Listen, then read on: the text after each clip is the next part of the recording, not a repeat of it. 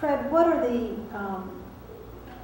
in your view, and when you think about this, what are some of the educational problems that the All-Stars is attempting to address by using this performance technique or this performance approach with our inner city young people? Well, again, as I was saying, we're not particularly, for a very long time, the educational reformers were looking to create a new model for learning, new ways the school could do this, do that, different approaches. Dewey, other people filled with that kind of writing and so on. Where we've come to, off of our studies and off our experience and off our work, is that there's not that much that can be done about that model. It's in schools. It's test-oriented. I don't think it's going to change overnight. That's how it is, and so on. It's concerned. It makes an equation between how well you do on these standardized tests and how much learning you've done. And maybe that's accurate for learning. It's not accurate for development.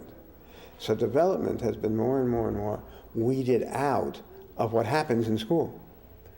So we need, after-school programs, other than school programs, I think, and ways of helping young people, not so young people, very old people, to continue to develop. Because development has been kind of squeezed out of the whole process, so that now learning becomes nothing more than, by and large, what happens in the schools. It's cognitive, it's this, it's that, and it has value. There's no one questioning that. But that kind of learning, when it comes without the complement of, more than the complement of, the synthesis with ongoing development, creativity, is very problematic for the overall culture, it seems to me. So we're trying to do that in helping the young people we're working with. But ultimately, it's something I think that needs to happen for the whole broader culture. And that's sort of what we're doing. So we're not challenging, in a direct sense, the teaching model. So, okay, teach that way. That's fine, that's great. It probably works out well for some people. It probably works out well in some ways for all people. But it squeezes out creative development. And that needs to be a part of the overall process of whatever you want to call it, educating ourselves as a society. So your approach makes a distinction between learning and development. Oh, well, to be sure, yeah. Could you just briefly say what is the difference, or what's the distinction that you're making between one learning and one developing? Well, learning, again, these are complex conceptions, and you can go into endless detail, and a trillion words have been written about all of them. But learning has come more and more to mean something like the acquisition and replication of knowledge, of information, and the use of it. So it's not just rote, it's also the kind of the cognitive skills of logic, how you put them together, et cetera, and so forth. Development has to do with growing. I mean, you don't have to teach a tree how to grow. And in some respects, you don't have to teach a child how to grow. We grow. What you can do, however, is you can repress aspects of growth.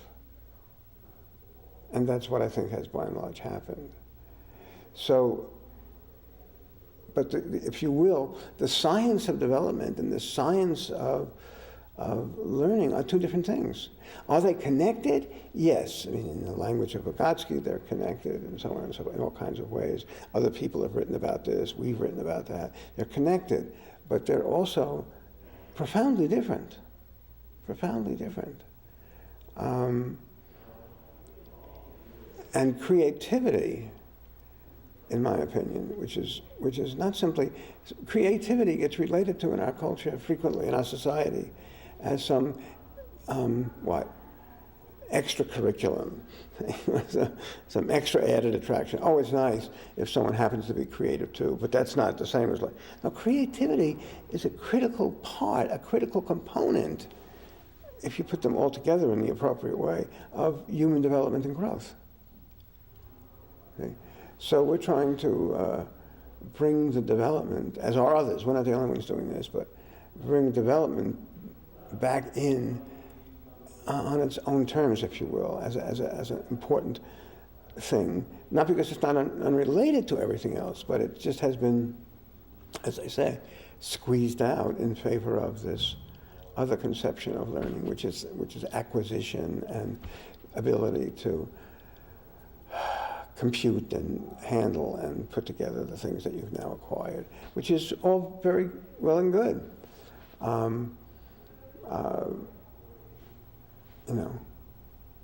Do computers do it better? Arguably. In some cases, yes. Insofar as they don't do it well, in my opinion, computers, insofar as they fail because they're not developing.